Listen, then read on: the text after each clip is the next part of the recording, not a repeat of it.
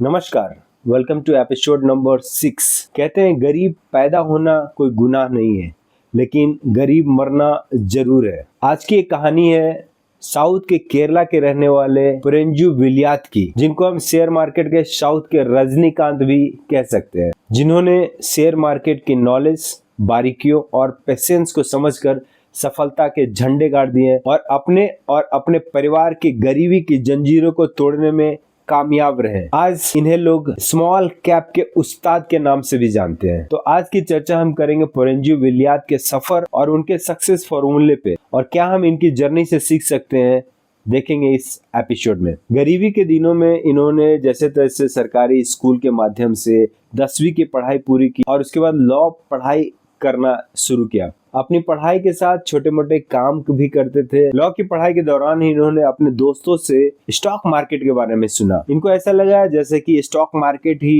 एक वो जगह है जो कि हमें गरीबी के दलदल से बाहर निकाल। और फिर क्या, इनका इंटरेस्ट जागा स्टॉक मार्केट की तरफ और ये मुंबई की तरफ रुख कर लिया। मुंबई पहुंच के ये कोटक सिक्योरिटी में एज ए जॉबर काम करने लगे, जो कि बेसिक लेवल का जॉब होता है। एंड उसके बाद पारेख सिक्योरिटी में भी इन्होंने काफी समय तक काम किया एज ए मार्केट एनालिस्ट। अपने जॉब के दौरान मार्केट की गहराइयों को समझना, इन्वेस्टर्स का सोच, इन्वेस्टमेंट का फिलॉसफी को समझकर ये वापस केरला आ गए। केरला आकर उन्होंने एक कंपनी बनाई, इक्विटी इंटेलिजेंस, जहाँ पे ये लोगों का फंड मैनेज करने लगे। पुरेंजू विलियात छोटी छोटी कंपनियां जिनका फंडामेंटल अच्छा था, वैल्यूएशन अच्छा था, उन पे दांव लगाना शुरू किया, यानी कि वैल्यू इन्वेस्टमेंट पे फोकस किया। उन्होंने KRBL, Shreyas shipping, Geojit financial जैसे छोटी छोटी कंपनियों पे इन्वेस्टमेंट शुरू किया, जिसने इन्हें बाद में मल्टी बैगर रिटर्न दिया। ये कहते हैं कि नाम नहीं, काम देखो और वैल्यू देखो, और बाद में यही इनके काम करने का मूल मंत्र बन गया। पुरेंजू विलियात की सफलता का राज उनके 5 गोल्डन रूल में है। रूल नंबर 1, ये कहते हैं कॉमन सेंस नॉलेज से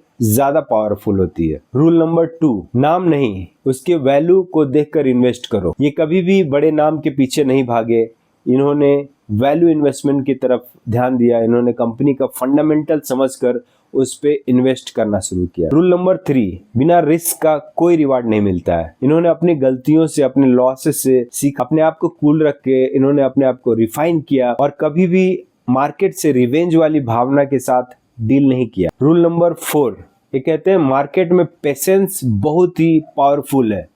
इन्होंने मार्केट में रुक कर 10-10 साल इंतजार करके 10-10 गुना से भी ज्यादा का रिटर्न इन्होंने मार्केट से कमाया। रूल नंबर 5, सिंपल रहो लेकिन स्मार्ट बनो। पुरेंजू विलियात शो ऑफ में बिलीव नहीं करते हैं, ये सिंपल और ग्राउंड टू अर्थ रहने में बिलीव करते हैं। 2008 के क्रैश के दौरान जहां लोग पैनिक होकर स्टॉक्स को सेल कर रहे थे, वहीं पे पुरेंजू विलियात अच्छी कंपनियों को खरीदने में लगे हुए थे। इन कंपनियों ने इन्हें मल्टी बैगर रिटर्न दिया over the period of time. उनकी सलाह है कि अपनी सोच बदलो और अपनी जिंदगी बदलो। उनकी डिसिप्लिन अप्रोच, डेडिकेशन, मार्केट का अंडरस्टैंडिंग ये बताती है, ये साबित करती है कि गांव का एक गरीब लड़का भी अगर सही नॉलेज के साथ, सही अप्रोच के साथ, सही एटीट्यूड के साथ मार्केट में सफलता के झंडे गाड़ सकता है। इन्हीं खूबियों ने इन्हें one of the top investor बना दिया है। अगर आप भी पुरेंजू विलियात की तरह सफल होना चाहते हैं, वैल्यू इन्वेस्टिंग सीखना चाहते हैं, तो वेल्थ एक्स एकेडमी को जरूर ज्वाइन करें और अपने फाइनेंशियल गोल को अचीव करें।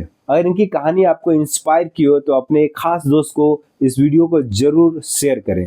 चलिए मिलते हैं अगले एपिसोड में एक और नए विचार के साथ।